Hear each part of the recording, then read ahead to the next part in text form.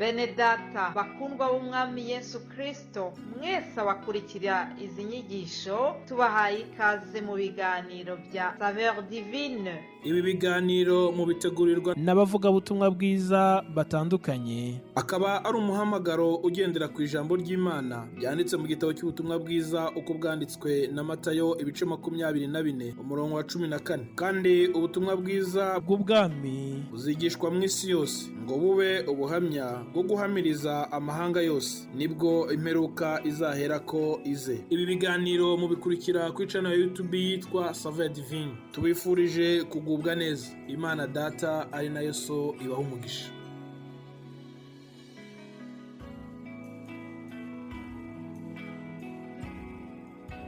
Yesu ashimwe bene data, dusangiye gucungurwa kandi duhurira kuri iyi channel ya Saveur Divine. Nongeye kubasuhuza mu izina ry'umwami wacu Yesu Kristo. Uko bisanzwe turi kumwe nanjye Eric Zamwita. Ndagira ngo dufatikanye amagambo dufite muri iki cyumweru tubona mu rwandiko umukozi w'Imana Paul yandikiye Filimoni.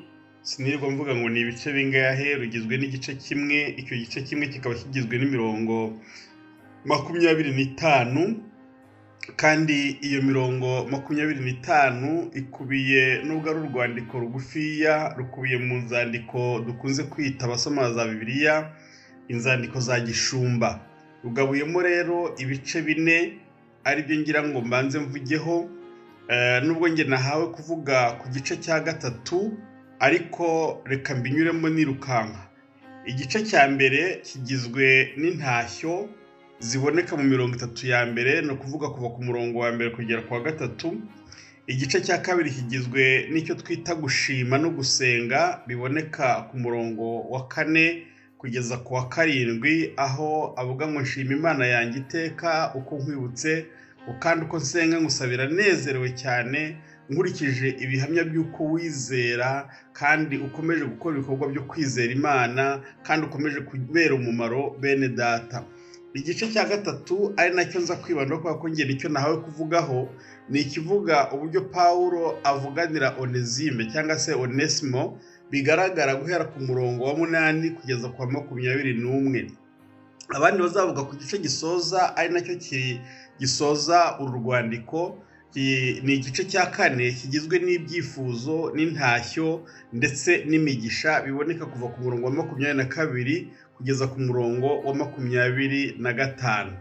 Rero ngaruke ku gice nahawe kuvugaho, ari cyo cya 3 kivuga ku uyu mukozi w'Imana Filimoni ubwo Paulo yamwandikiraga. Ariko iyi mirongo nayo kuvugaho iravuga cyane cyane yibanda ku muntu bita Onesime.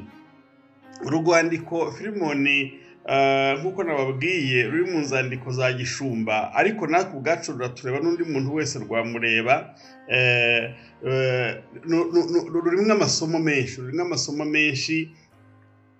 Muribuka ko subiye inyuma gatoya bivugwa ko bishoboka ko urwandiko Paulo nubwo aravuga ko ashobora kuba yararwandikiye muri Efeso, ariko abenshi bahamya ko uru rwandiko yarwanditse ari muri gereza ubwo yandikiraga Filimoni.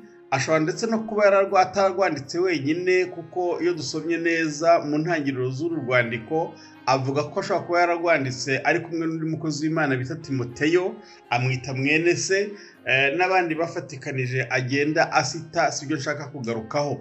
Ariko bivugwa ko ashobora kuba yararwandikiye rimwe, izi nzandiko zombi zarasohokeye rimwe n'urw'Abakolosayi. Kubera ko yari mu nzu y'imbohe rero, kandi nta buryo bw'itumanaho bwari buhari nk'ubwo dufite uyu munsi, za WhatsApp, za SMS, za email, yagombaga rero gutuma umuntu. Abavuga rero ko arwoherereza Filimoni yaruhaye abahisi n'abagenzi. Muri abo bahisi n'abagenzi rero bavugamo abantu babiri Bibiliya igaragaza, harimo uyu bita Onesime cyangwa se Onesimo, n'undi bita Tokiko. Abo rero bishoboka ko Paulo yababonye, uyu we deja abigarukaho, yamubyaje ubutumwa, yamubonye. Ashobora kuba ni nka kwa kundi abantu bafunganywa, umwe akagutanga gusohoka mu ibohero cyangwa mu mpimba. Rero yari mu mpimbi cyangwa se yari ahantu muri gereza y'i Roma, niho bari bafungiye. Amutumaho rero, amutumyeho niwe yahaye uru rwandiko ngo amushyirire Filemoni. Ariko kubera ko nawe kuvuga ku igice cya 3 aho avugira Onesime, amuvugira kubera iki? Uyu Onesimo yari imbata cyangwa se yari umugaragu wa Filemoni, ariko mu gutandukana batandukanye nabi kubera kuko yari yaramwibye. Amwibye ahangaha mbibutse ko mu mategeko y'Abaroma iki cyaha cyahanishwaga urupfu. Mwurwo ruzero noneho undi yigira inama yo guhunga. Mwurwo ruzero rwo guhunga gupfa, rwo gutinya gupfa, ashobora kuba yaje gufatirwa arafungwa. Afunzwe afungirwa muri gereza imwe na Paulo yari arimo. Paulo ko ari umukozi w'Imana ushinzwe kuvuga ubutumwa, amubwiririza nk'ubutumwa, arihana, arizera. Amaze kwizera birashoboka ko yanamubatije, simbizi nubwo ntaho bivugwa, ariko yabaye umwe mu bemeramana, akurikira Imana. Noneho rero igihe kigeze cyo kumutuma kuri Filemoni, bari bamuzi uburyo bubiri butandukanye. Filemoni amuzi nk'umujura, amuzi nk'umugizi wa nabi, amuzi nk'umupagani, ariko kubera kuko ngaho Paulo yamubwije ubutumwa agahinduka, amuzi nk'umukizwa, amuzi nk'umuntu warangije kwakira agakiza. Arareba arasanga ibintu ntibihura, nibwo yakoresha imvugo ya gishumba. Aramubwira ati, Filemoni, ngutumyeho uyu muntu Onesime, ninjye ufashe ikaramu ndandika n'ukwanjye kuboko. Ukuzi wanyakira, ukuzi nk'umukozi w'Imana, ukuzi nk'umushumba, ukuzi twakoranye umurimo w'Imana, uko ngutangira myanjye ubuntangira. Nishingiye uyu muntu bita Filemoni, mukoherereje ngo umwakire nk'uko nanjye wanyakira. Kandi hari ahantu agera ku murongo wa 9 aravuga ngo nanze gukoresha autorite mfite, bitewe n'ubunararibonye, bitewe n'ubushumba bwe, bitewe n'imyaka na experience amufite na titre yari afite, yashoboraga kuvuga nk'utegeka. Abibwira Filemoni kandi akabikora. Ariko aravuga ngo mpisemo kuvuga nkoresheje imvugo yo kwinginga. Murongo wa 10 mpisemo kukwinginga kugira ngo wakire uyu mwene data.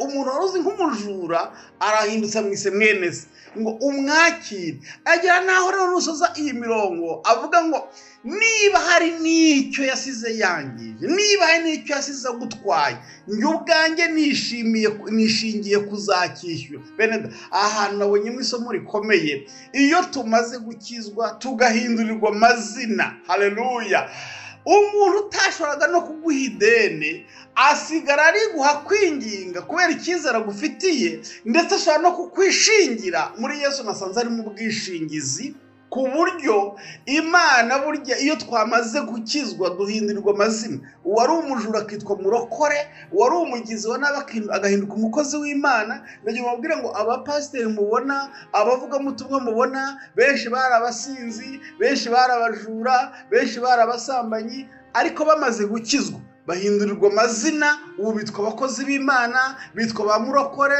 nibo bitwa abapasitoro, nibo bitwa ba bishopu, nibo bitwa ba apotre, ariko bari abarenganya Imana. Imana yacu ishimwe cyane. Iyo tumaze gukizwa duhindurirwa amazina, ndetse abatuzi ubuhamya bwacu. Hari ibintu bita metanohiya, ni umwifato umuntu agira iyo amaze kuba mu byaha, hakabaho guhinduka. Iyo uhindutse, icyo wari cyo gihindura amazina, ugahindurirwa amazina. Icyo witwaga ugasigara witwa ukundi, karisi igasigara ihindura amazina, bagasigara babariza ati niwe. Ubu rero Imana yacu ishimwe ko iyo tumaze gukizwa duhindurirwa amazina, ndetse tukagira ubwishingizi, ndetse n'uwatugiriraga ikibazo akadukunda. Nuko iminota imbaye mikeya nari kubabwira ubuhamya bwenda kumera nk'ubwo bwa Paulo na Filemoni bwambayeho. Nakoresheje umukozi ndi i Kigali, aza kunyiba, aragenda, ariko kubera ko umwana w'umuhungu aza kuba umusirikare, ariko ageze mu gisirikari aza kumvira nk'ubutumwa bwiza, arakizwa.